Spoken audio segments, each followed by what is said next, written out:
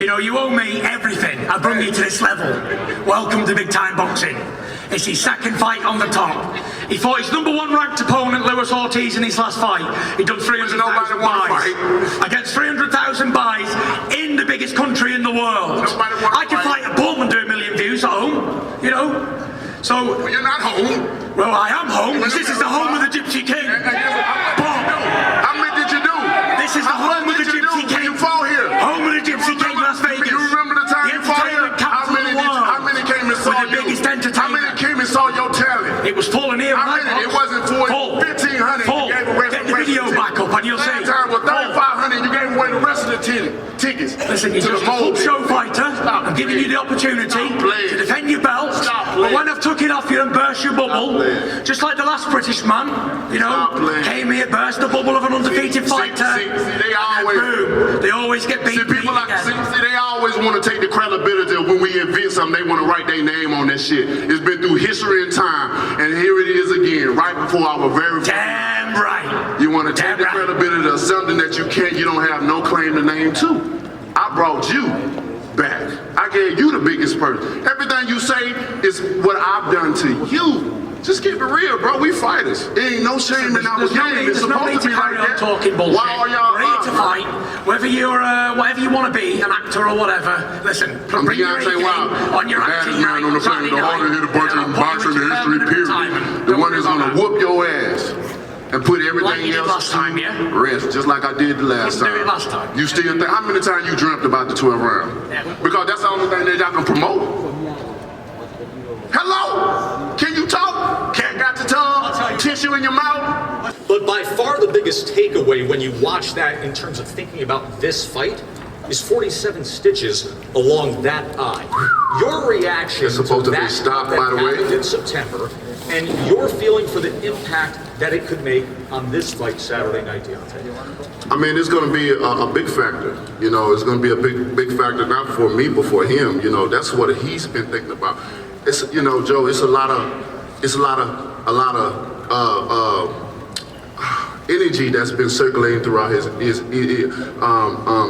nervous energy that's been circulating throughout his camp. There's a lot of secrets that's been going on. There's a lot of things they've been covering up. What do you want to share with us? You know, I don't want to share nothing with you.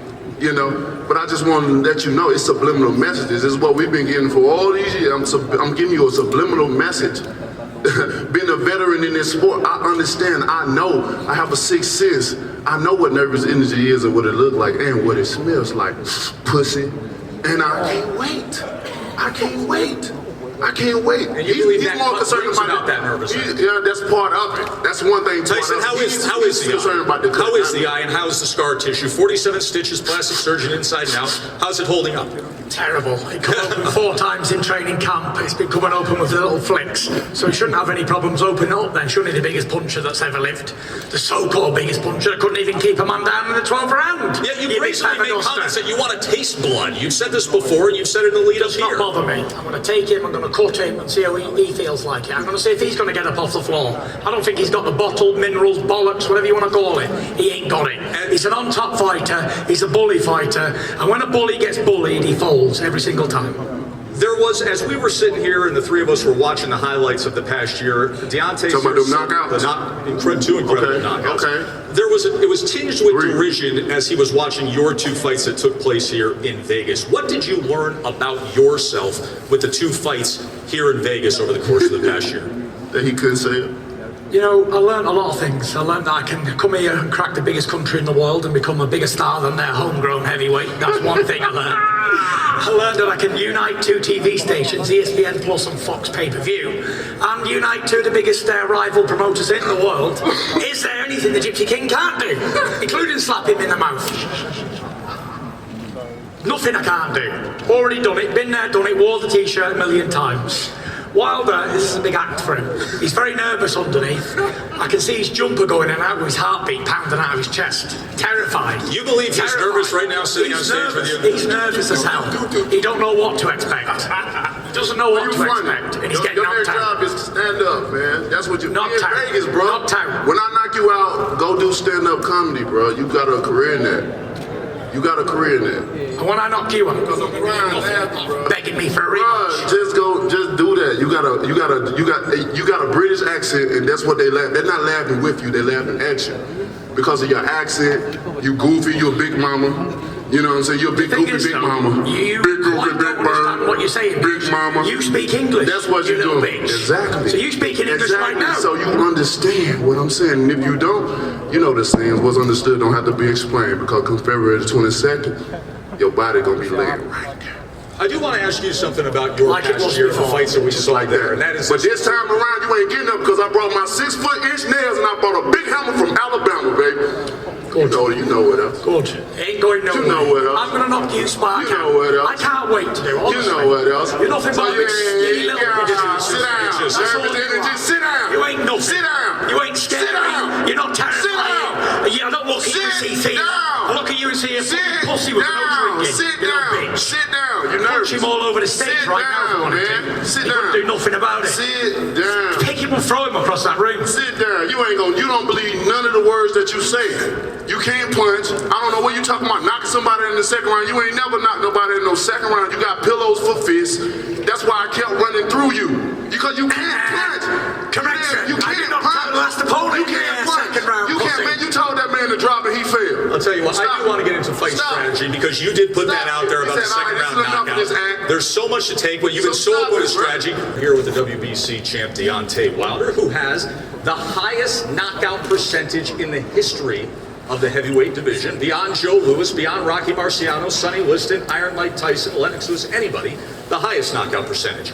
And to my left, the lineal heavyweight champion of the world, who absorbs the fewest amount of punches statistically of any heavyweight on earth. Say it The most again, baby. skillful Say it tactician, again. the most elusive heavyweight that exists in all of boxing. Stand up and take a bow. Thank you very much. Which side you rather be on? So, the question that comes as everybody draws back to the 12th round of December 1st, 2018, when the bell rings Saturday night, is it simply round 13? Do you just pick up where the two of you left off?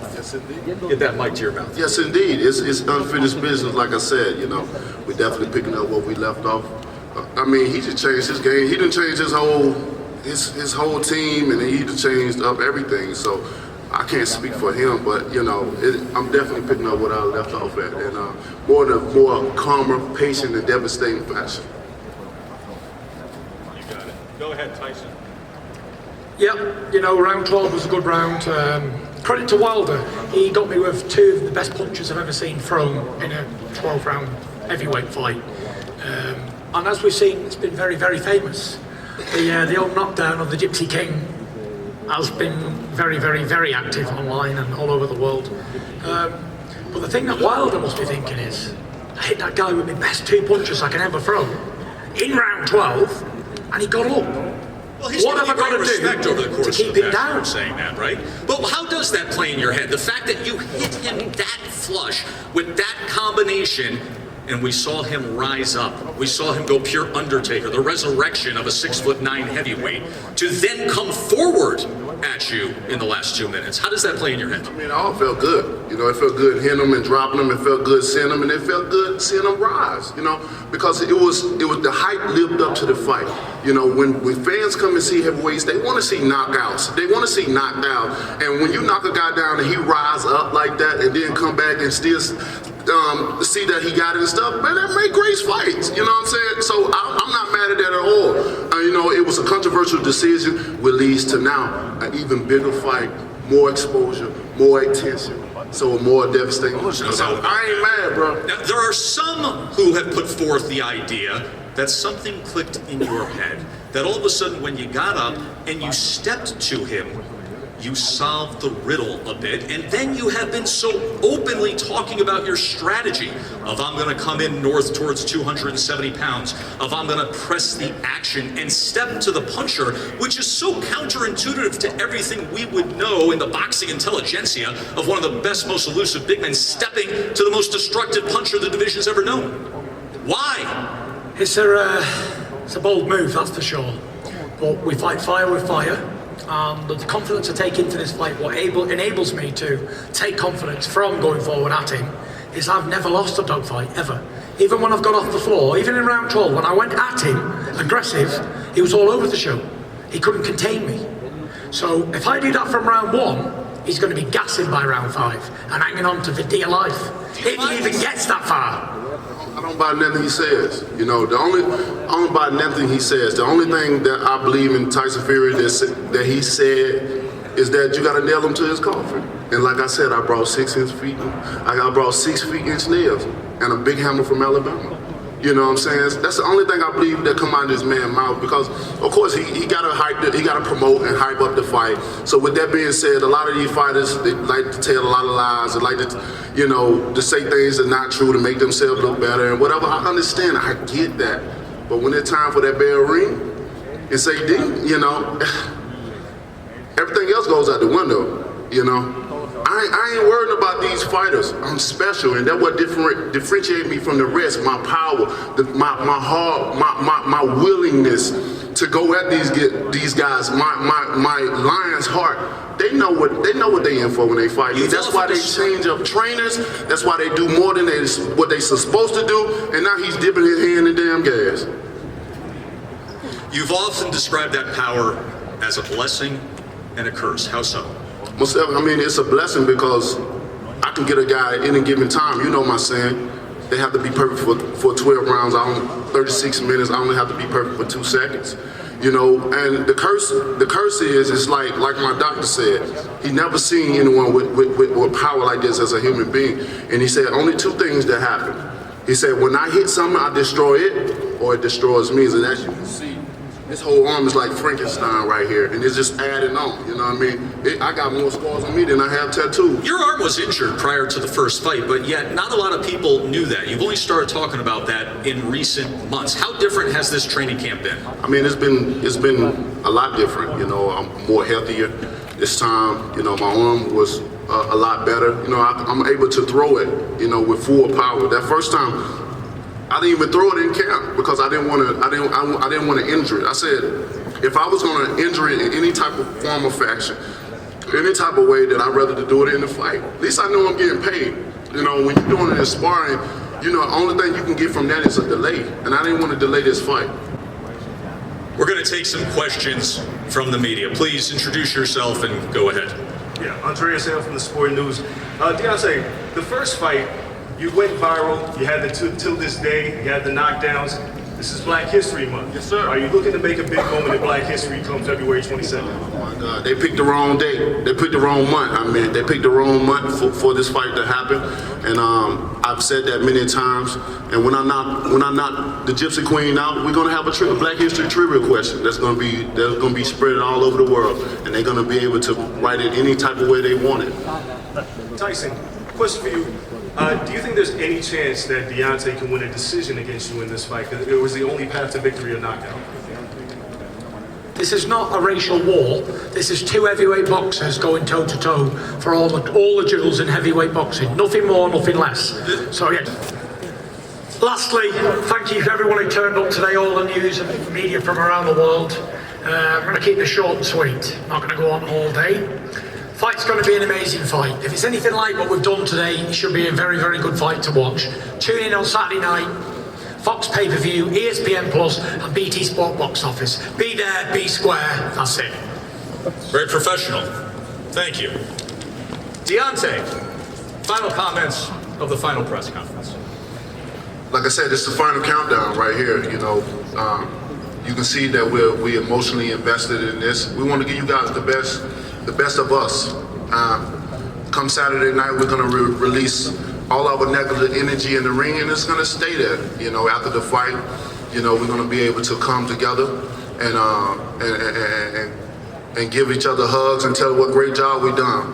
Right now, it's time, and this is the moment we all been waiting for. This is the moment I've been waiting for. I'm sure it's the moment he's been waiting for as well. To have so many people, so many eyes looking in, to put the heavyweight division on notice. And it's been throughout these last few years, it's been tremendous of what's been going on. And as our first fight, as y'all can see, it was amazing. We we lit it up. And this time around, it won't be no different. You know, I think it'll be even more intensive fight this time around. We know each other a little bit more better.